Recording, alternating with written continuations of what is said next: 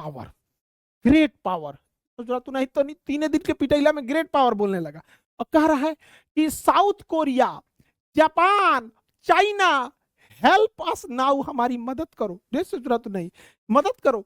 एक हफ्ता पहले ही क्या बोल रही थी छछुनरी कह रही थी ट्रंप और हमारे वित्त मंत्री ने भारत को रूस से तेल खरीदने की इजाजत इसलिए दी है क्योंकि वो अच्छे एक्टर हैं। हम लोग को बोल रहे एक्टर रहे हैं, हम जैसे कहते हैं वैसे ही करते हैं। यानी हम इंडिया वाले को जैसे अमेरिका कहता है वैसे करते हैं। ईरान से तेल मत खरीदो, नहीं खरीदेंगे। रूस से तेल मत खरीदो तो नहीं खरीदेंगे। गलत बोला। हाई देखो, हाई पहला क्या बोलता है इस सफेद खरगोश, ईरानियन स्कूल गर्ल्स, जो ईरान के स्कूल पे हमला हुआ है 5 साल 6 साल की छोड़ी, Iranian school girls are better death than in a burqa. मतलब मर जाना ही उनके लिए ठीक है, बुरका पहनने से अच्छा। मतलब कि बुरका पहनने से अच्छा उनको कब्र में है, ये बोल रहा है।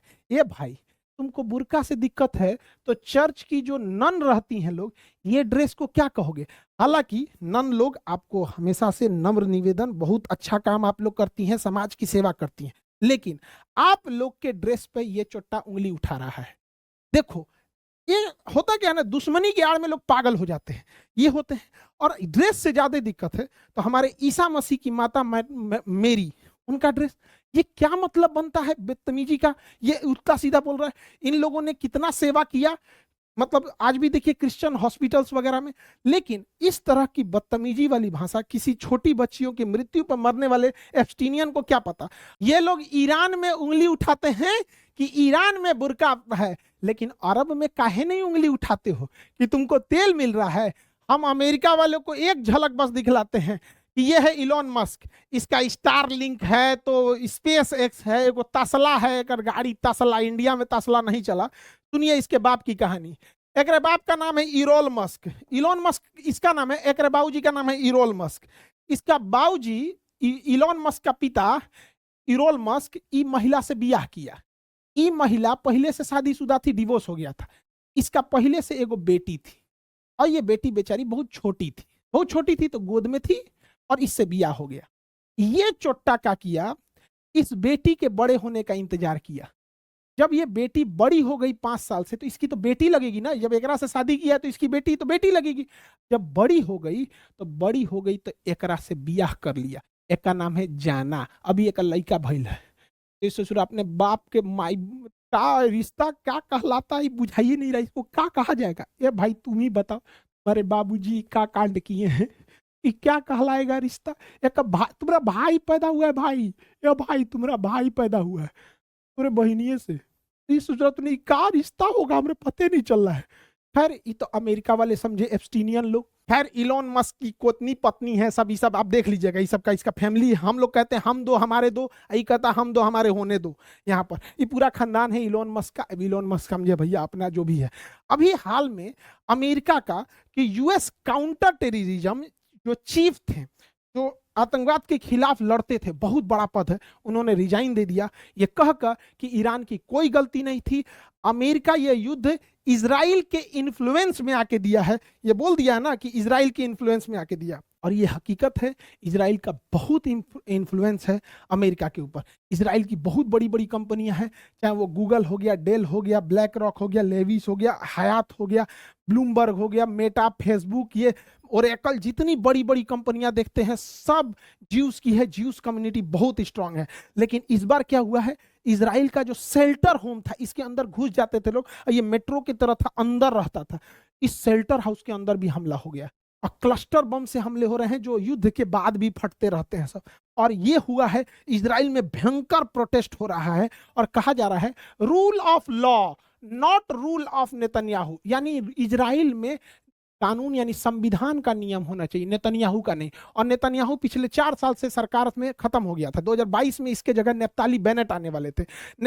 इजराइल नेतन्याहू की सरकार अल्पमत में है गठबंधन से, गठबंधन टूट जाएगा अगर युद्ध खत्म हुआ तो। नेतन्याहू अपनी सरकार बचाने के लिए लगातार पिछले 4 साल से युद्ध झोंकते जा रहा है, झोंकते जा रहा है, झोंकते जा रहा है। वो इस इंतजार में है कि मारो के खत्म कर देंगे, फिर हीरो बन के आएंगे कि हमको इलेक्शन में जिताओ। और उधर नेफ्ताली बेनेट है वो उसकी सरकार बन सकती है। तो यहाँ भी भयंकर प्रोटेस्ट चल रहा है, लेकिन भारत के पास अभी सबसे बढ़िया मौका है। अमेरिका बिजी है ईरान में, सऊदी अरब बिजी है, सऊदी अरब के पास अपने पिटाइल है, और यही मौका है।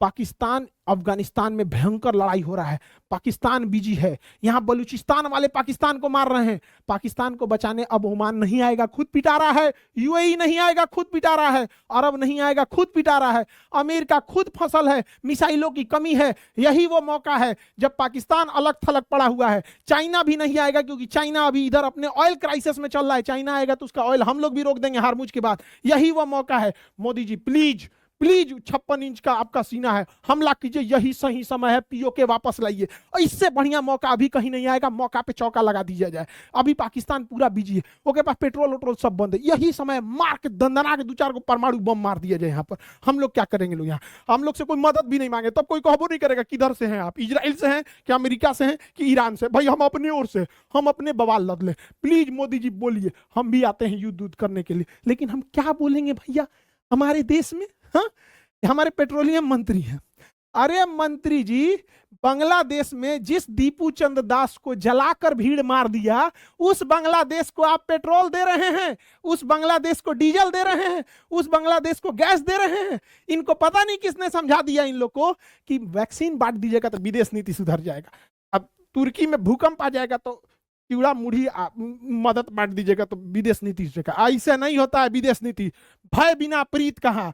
आप अपने शास्त्रों से उठा के देखिए, हर भगवान के पास असीम कृपा और करुणा भरे रहते थे। हर एक भगवान हमेशा आशीर्वाद की मुद्रा में रहते थे और इतनी प्रेम से बोलते थे। लेकिन हर भगवान के पास अपना हथियार होता था, चाहे सुदर्शन चक्र हो या फिर गदा हो या फिर राम जी का अपना धनुष बाण हो, हमेशा करुणा से बात करते थे। लेकिन अगर सामने वाला बदतमीजी पे उतरे तो बदतमीजी पे उतरना पड़ेगा। यहाँ पर तो भारत को भी समझना पड़ेगा, हमें शास्त्र सजा के देने के लिए, पढ़ने के लिए नहीं है। अब वक्त आ गया है हमको अपने शास्त्रों के लिए, अब उसको आगे जाके जमीन पे उतारना पड़ेगा। यदि अपनी संस्कृति बचानी है तो अपने शास्त्र को उठाया जाए, और अगर देश बचाना है तो शस्त्र उठाए जाए। यही वो समय है, अगर अब नहीं हुआ तो कभी नहीं होगा। मारिए मोदी जी, पूरा देश आपके साथ है और पूरा देश साथ खड़ा रहता है हमेशा। याद कीजिए जब पहलगाम हुआ था, पूरा देश एक साथ खड़ा हुआ था। भले हमारी देश की विस्कन्याएं कहें कि कौन साथ दिया था कौन नहीं साथ दिया था, लेकिन पूरा देश देखा था कि भारत का हर जाति, हर धर्म, लड़का लड़की, महिला पुरुष,